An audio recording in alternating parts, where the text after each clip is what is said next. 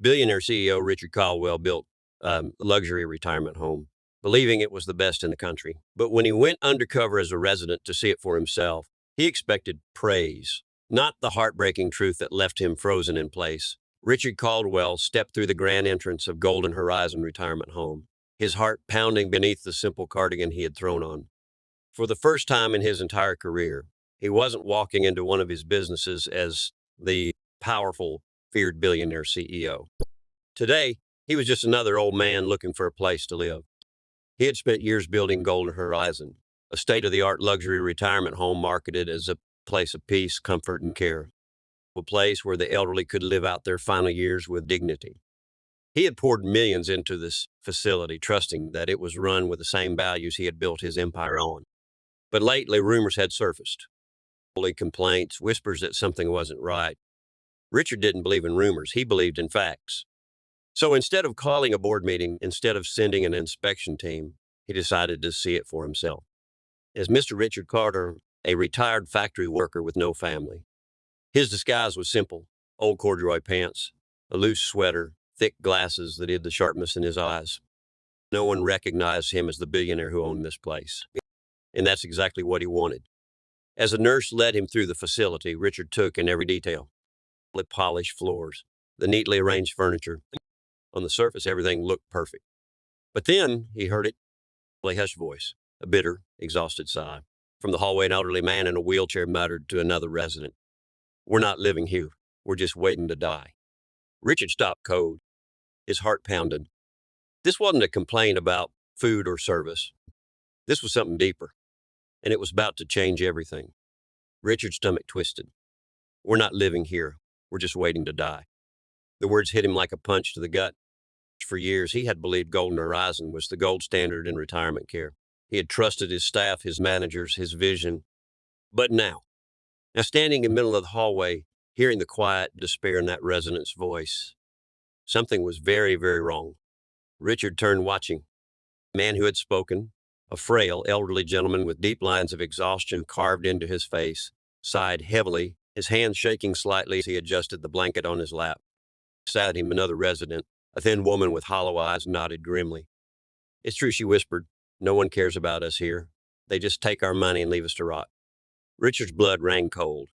He needed to know more. Taking a deep breath, he approached them, keeping his voice steady. "Mind if I sit?" he asked, motioning to the empty chair beside them. The man gave him a tired look but nodded. "Go ahead, not like we have anywhere else to be." Richard lowered himself onto the chair, his heart pounding. He had spent decades building his empire, expanding his businesses, trusting that the people he put in charge upheld his values. And yet, he was sitting in a facility with his name on it, listening to the people who lived here sound utterly defeated. "What do you mean no one cares?" Richard asked, keeping his tone casual. "The brochures say this place is one of the best." The elderly woman let out a dry, humorless laugh. "That's what they want you to think." Then the man in the wheelchair shook his head. "They promised luxury," he muttered, "but all we got was neglect." Richard's jaw tightened. "How bad is it?" The woman turned to him, her tired eyes piercing through him. "You really want to know?" she asked. Richard nodded. She leaned in, her voice barely above a whisper. "Then you better start paying attention." And what she told him next, it made his blood boil.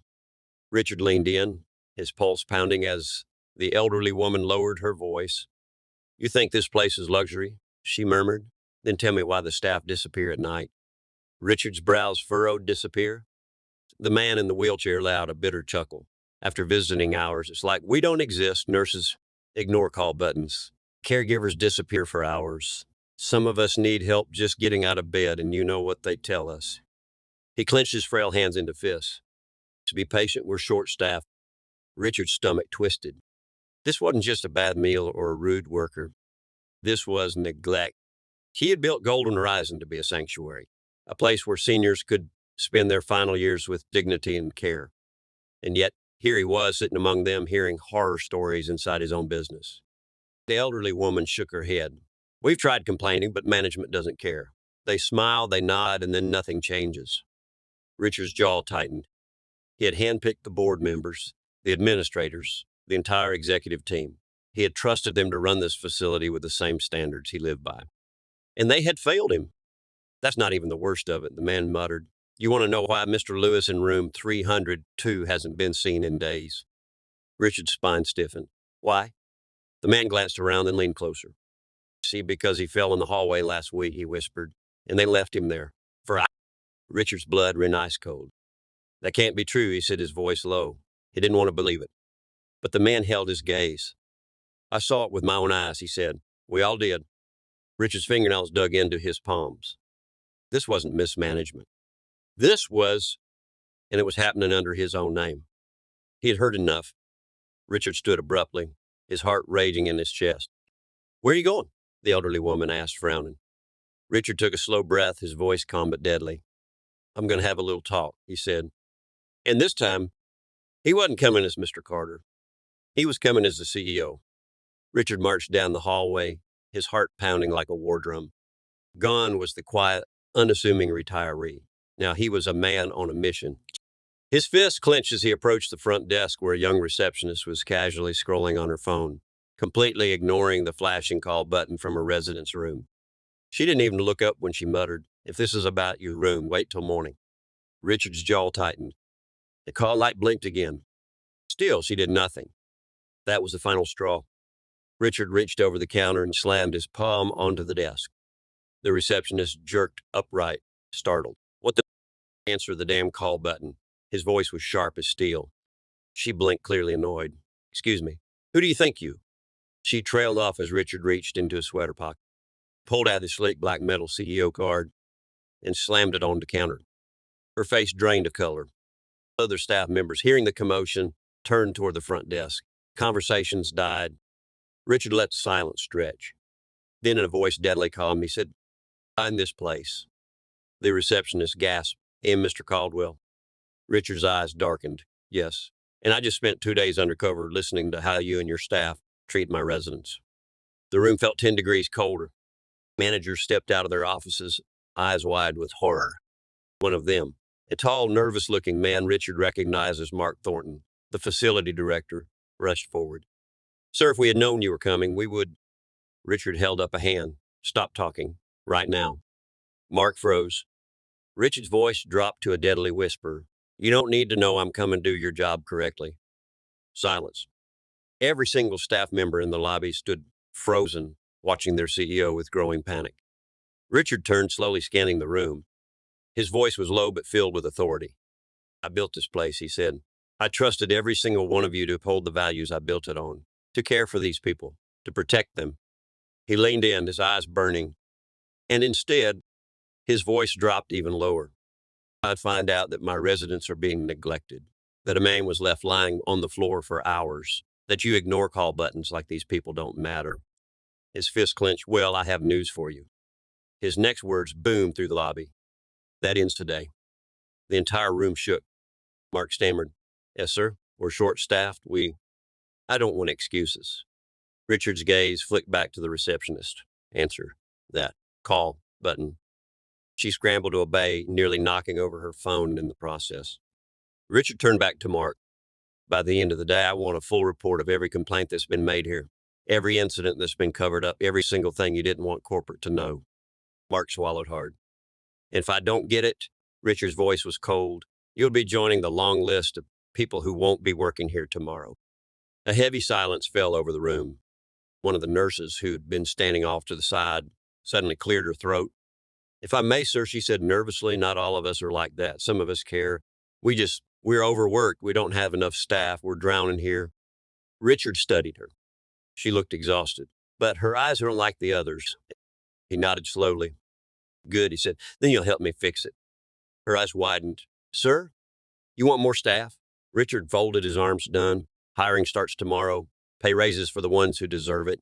And those who don't, his gaze swept over the trembling managers. They're out. The murmur spread through the staff. Some looked relieved, others terrified. Mark paled. Sir, please, let's discuss this in private. Richard smirked coldly. Oh, Mark, I'm just getting started. Mark visibly swallowed, his forehead glistening with sweat. The entire lobby was silent, every staff member too afraid to move. Richard stepped forward, his presence towering over the facility director. You've been in charge here for how long? Richard asked, his voice calm but ice cold. Mark hesitated. At 5 years, sir? 5 years. Richard nodded slowly. So tell me, Mark, when exactly did you decide to stop giving a damn about these people? Mark's mouth opened and closed, but he had no answer. Richard let the silence stretch, his gaze sharp. You're fired. The words cut through the air like a blade. Mark staggered back. Yes, sir, please. Security, Richard called out. Two guards, his personal men who had been stationed at the entrance, immediately stepped forward. Escort him out. Mark's face crumpled. You can't do this, he sputtered. I've been here for years. I know how this place runs better than anyone. Richard's eyes darkened. Then it's a damn shame you ran it into the ground. Mark paled as the security guards grabbed his arms. No. Wait, Mr. Caldwell, please. Let's be reasonable. Richard tilted his head. Reasonable, his voice dropped to a whisper. Was it reasonable to leave a man lying on the floor for hours? Mark froze. Richard's lip curled. That's what I thought. He flicked his fingers, and the guards dragged Mark toward the exit. Wait, please. The doors slammed shut behind him. A heavy silence filled the room. And then Richard turned to the rest of the staff. You have two choices, he announced. His voice was calm, but it held the weight of an empire. Once you do your job the way it was always meant to be done, you care for these people. You show up when they need you. You remember that this place isn't a business, it's their home. He paused. Late too, he looked around, scanning their nervous faces. You walk out that door and never come back. A few of them shifted uneasily. Some exchanged glances. Then, the young nurse from earlier stepped forward. I'll stay, she said firmly. Richard nodded once. One by one, more staff members stepped forward, some with determination, others with relief. The ones who didn't, they quietly walked out. Richard watched it all. When the dust settled, half the staff remained. It was a start. But Richard Caldwell never did things halfway. He was going to rebuild this place from the ground up. And the people who had suffered here, they were finally going to get what they deserved. He turned to the residents who had been watching from the sidelines. The elderly man in wheelchair, the woman with tired, hollow eyes. And Richard did something he hadn't done in a long time. He smiled. You're not waiting to die anymore, he said. Starting today, you're finally going to live.